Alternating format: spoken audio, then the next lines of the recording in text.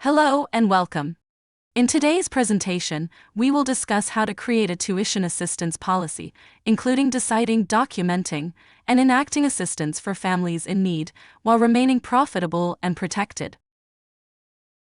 The information contained here has been prepared by Civitas Strategies and is not intended to constitute legal, tax, or financial advice.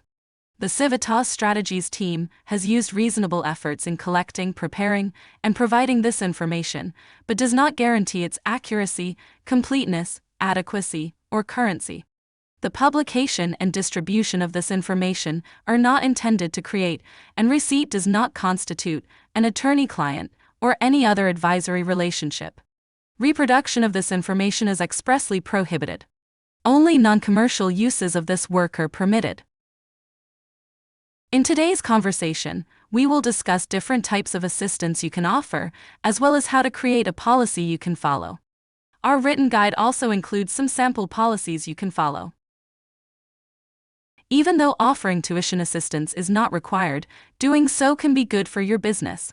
Knowing that you are willing to offer financial help can attract more families to your program, and it can help the children in your care too, as studies have shown that having economically diverse children in a group setting can help the development of all the children in your program. When it comes to offering financial assistance to families, there are three common types: sliding scale fees, scholarships, and discounts based on certain criteria. Sliding scale fees adjusts tuition based on economic need, usually as defined by the family's gross income. Gross income is all the money that a family takes in before any expenses or taxes. You can and should ask for pay stubs to verify gross income. You can set your sliding scale to determine a family's tuition based on where their income falls concerning the state median income, or SMI, or the federal poverty level for a family of the same size. You can opt to set one tuition level for families below a certain threshold, say 85% of SMI, or you can have various rates for different levels of income and other factors, such as having multiple children in the program. Scholarships are another way of offering financial assistance and can be determined based on a variety of criteria. You could use financial need as a determining factor, which can be useful for families experiencing either a temporary need or an ongoing financial hardship. Scholarships can be useful in situations where financial need is difficult to determine, such as a family that is dealing with medical bills or a temporary job loss, or when a situation needs more flexibility than a strict sliding scale can offer. Discounts present a third option to offer tuition assistance, based on the criteria you choose. You could offer discounts to siblings in your program, as paying for childcare for multiple children can be exceptionally expensive for some families.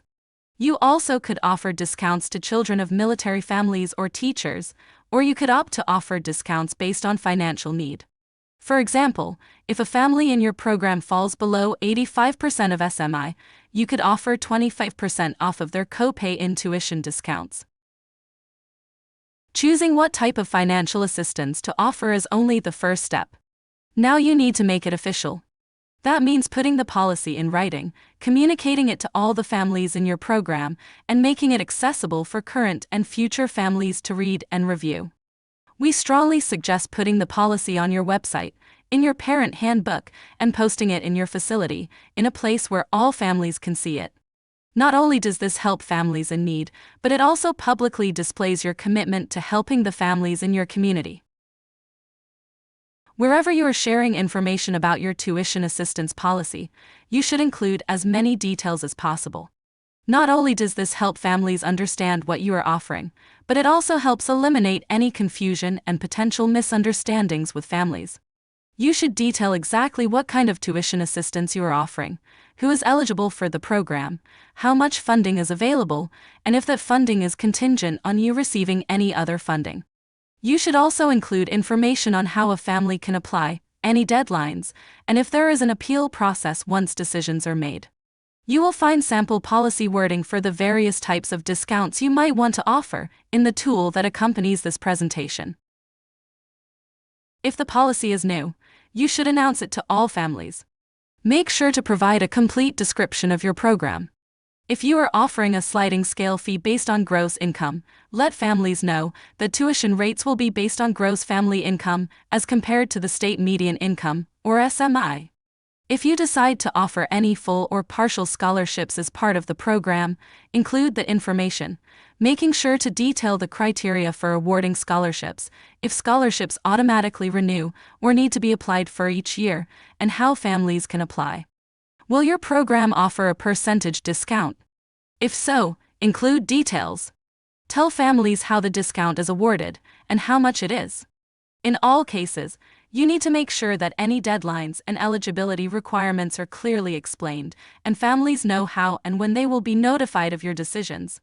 Many childcare providers already implement tuition assistance for families but do not have a formal policy in place.